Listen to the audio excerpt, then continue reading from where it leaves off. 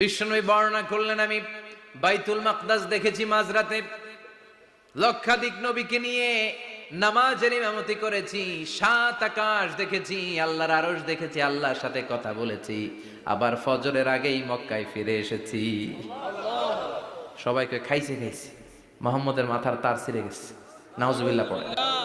আবু জাহেল, উতবা, সাইবা সবাই মিলে একটা সুযোগ পেল, বললো এতদিন আমরা আবু বকররে বুঝাইতে পারি না, আজকে মোহাম্মদ যে গাঞ্জাখুরি কথা বলে এটা বললে আবু বকররে আমাদের দলে নিয়ে আসা যাবে।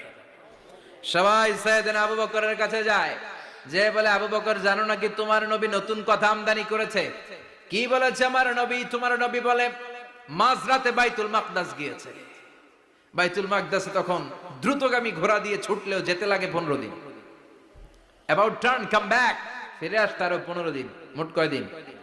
1 মাস। যেতে আসতে 1 মাস। তোমার নবী মাঝরাতে নাকি